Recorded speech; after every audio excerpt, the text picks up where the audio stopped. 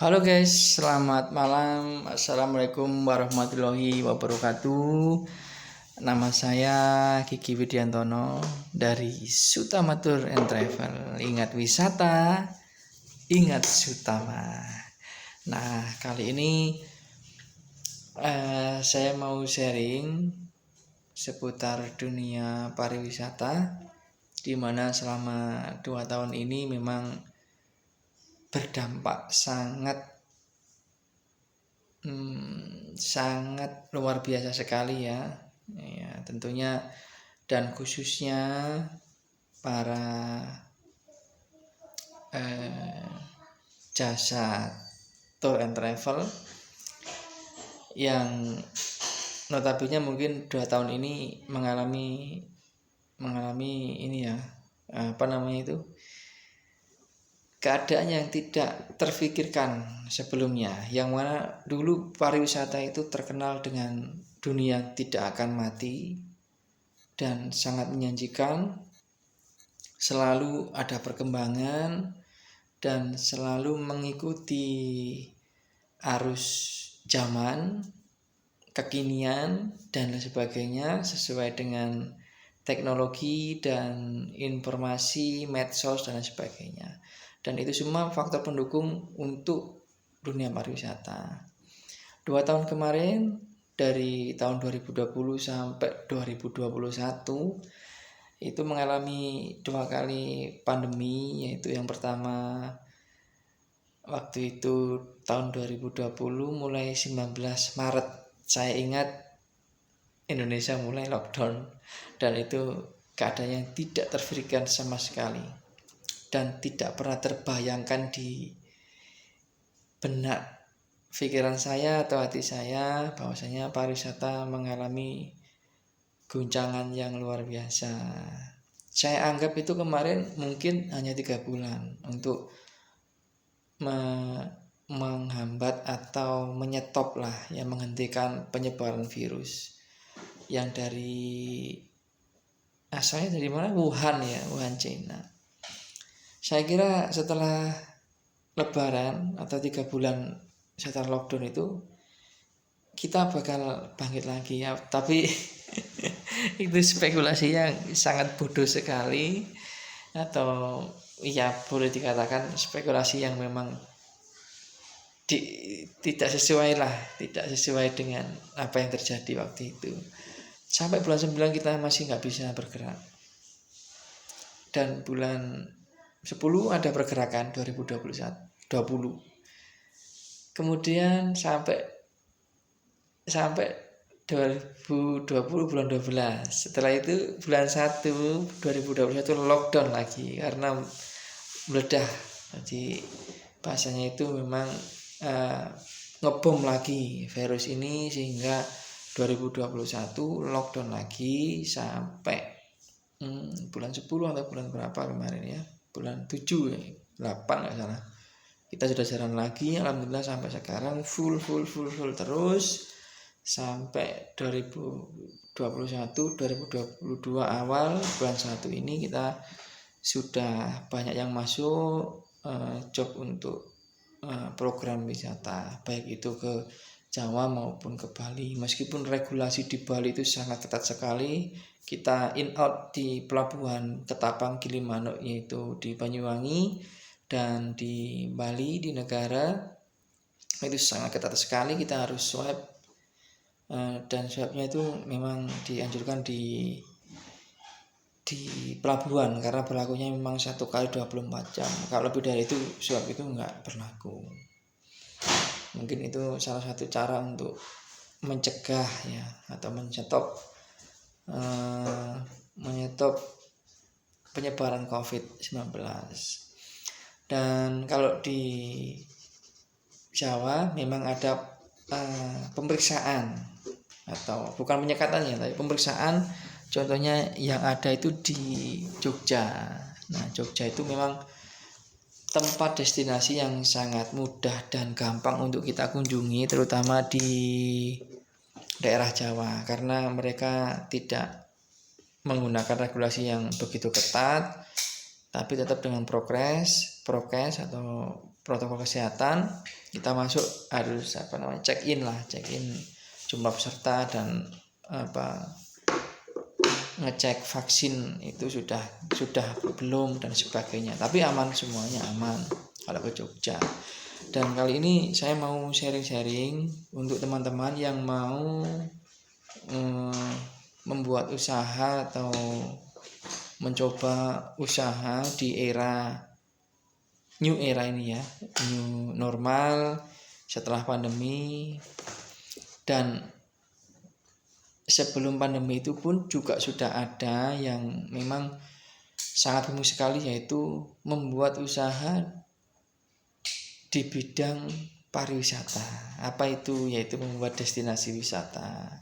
Contoh yang paling mudah yaitu membuat atau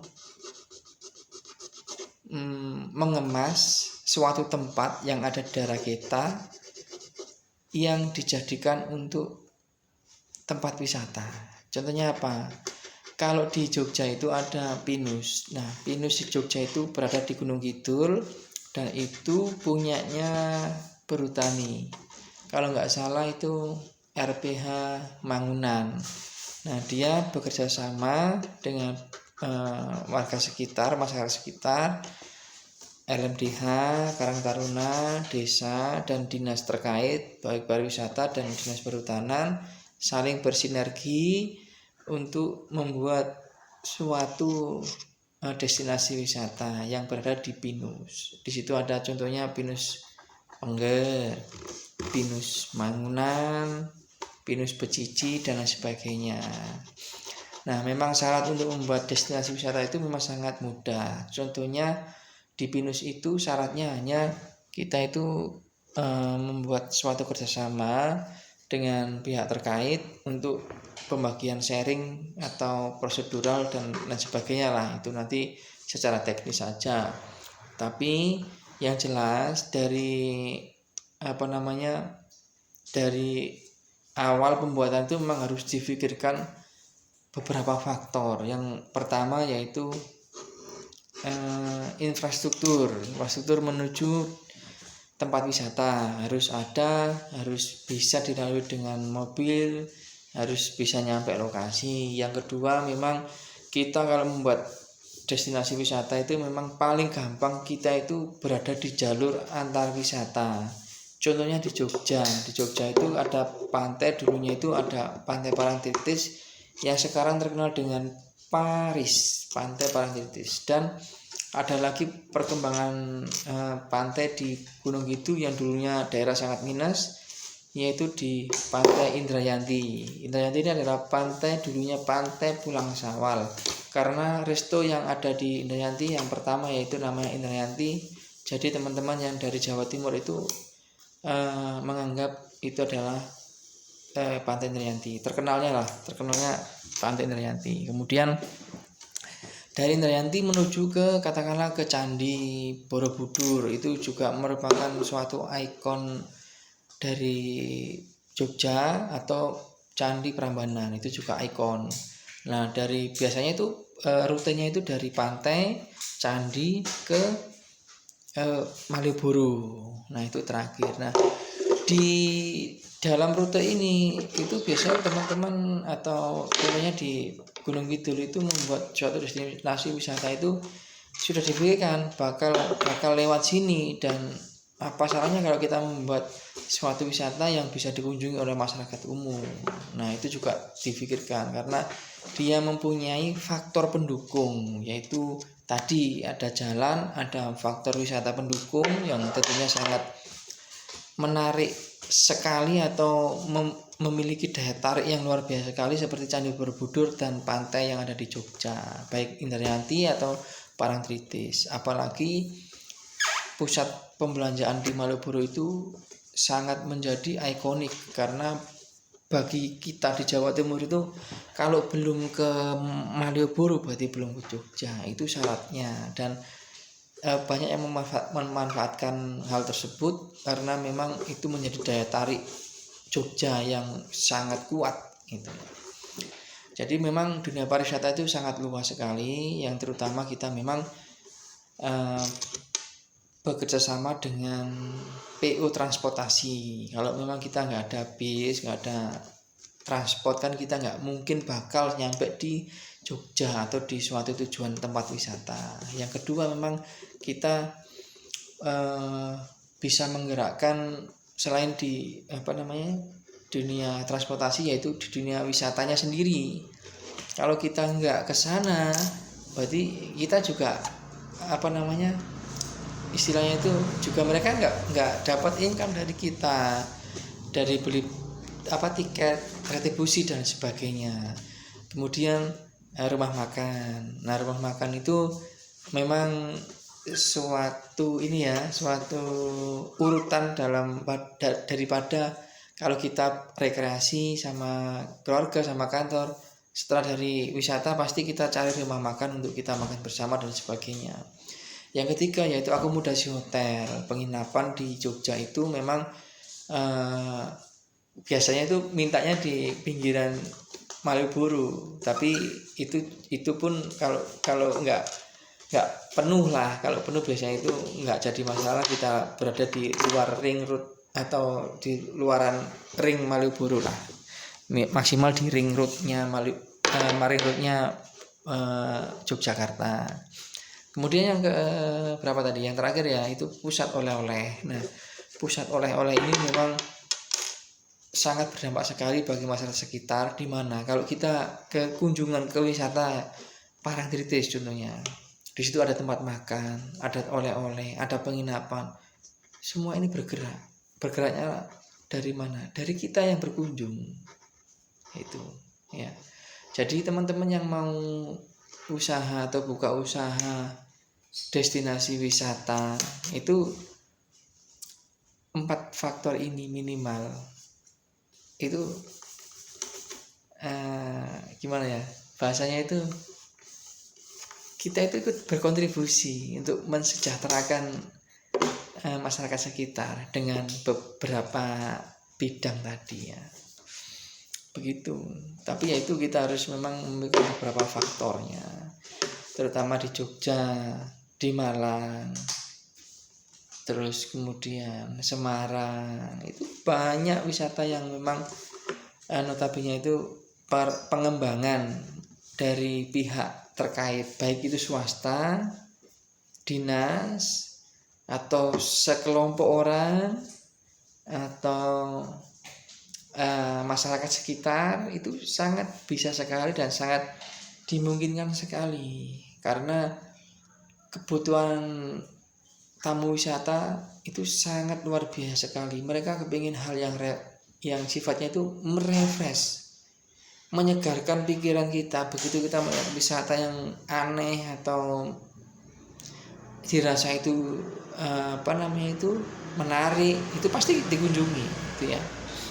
Jadi teman-teman katakanlah mau buka usaha destinasi wisata, itu memang sangat cocok sekali di era new normal ini, karena mungkin di era pandemi kemarin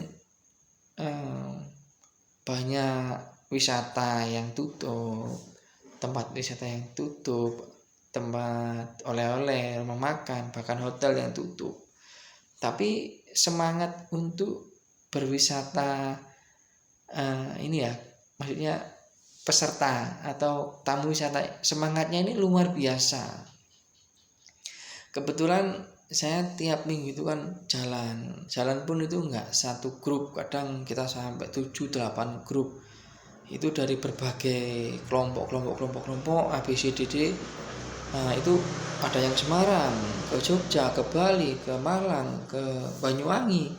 Itu semangatnya luar biasa karena mereka kepingin melihat sesuatu yang berbeda.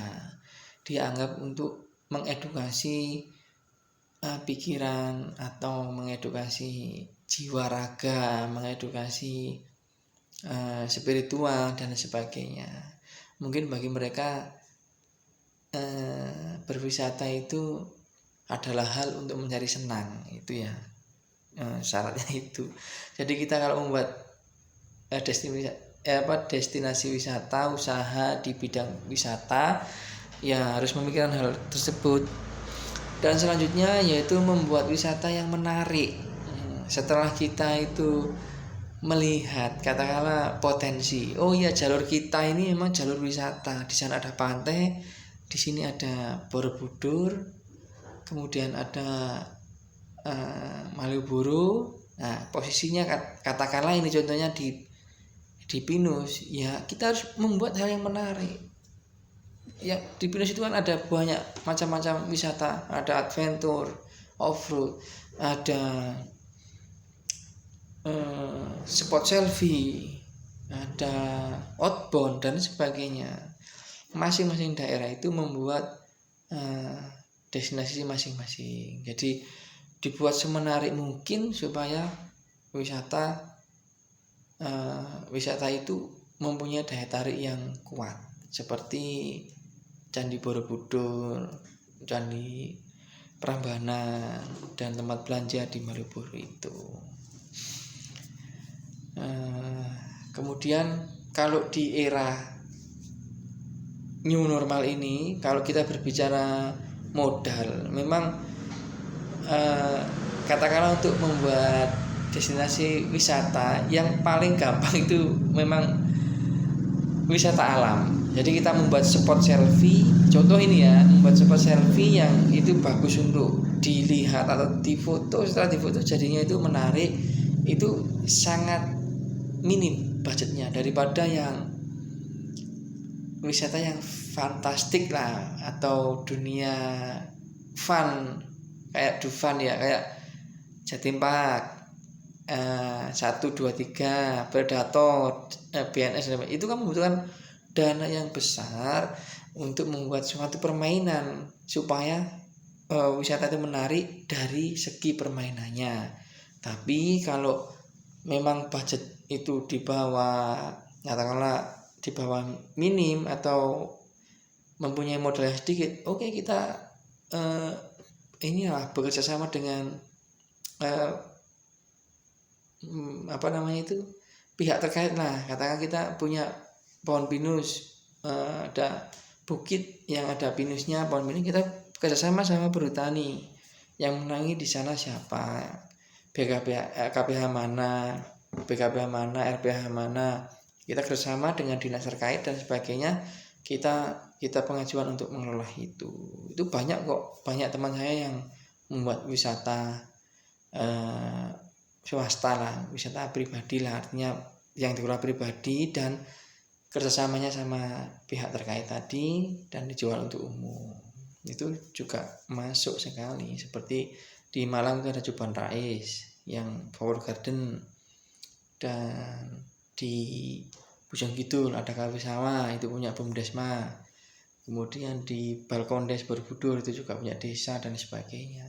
Jadi teman-teman bisa mencari sumber atau referensi yang selain saya katakan itu memang banyak. Jadi silakan untuk mengeksplor, mencari sumber sebanyak-banyaknya.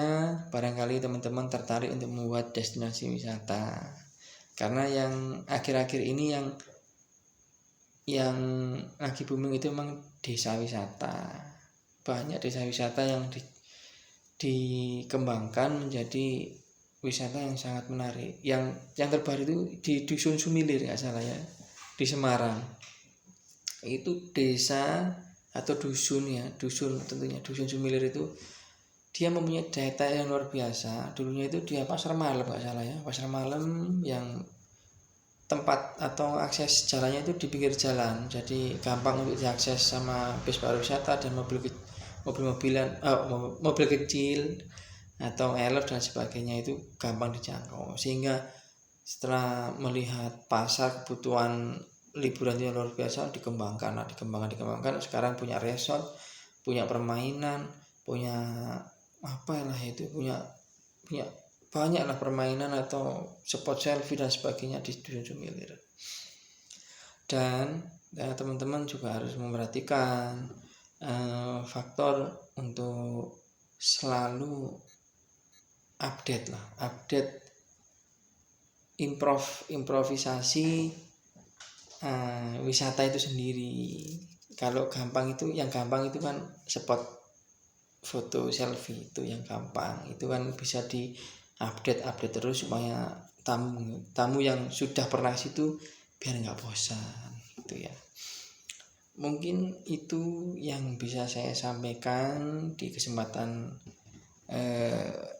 malam ini. Kebetulan ini tadi longgar sehingga nggak enak kalau saya nggak ngomong, nggak nge-share, nggak ngoceh ya. Mohon maaf ya, terima kasih. Semoga bermanfaat untuk teman-teman, untuk sahabat Sutama Tour and Travel. Mohon maaf kalau banyak yang salah. Ya, ini menurut saya, jadi nanti bisa mencari sumber dari referensi lain. Oke, terima kasih dan mohon maaf sekali lagi. Ingat wisata, ingat Sutama.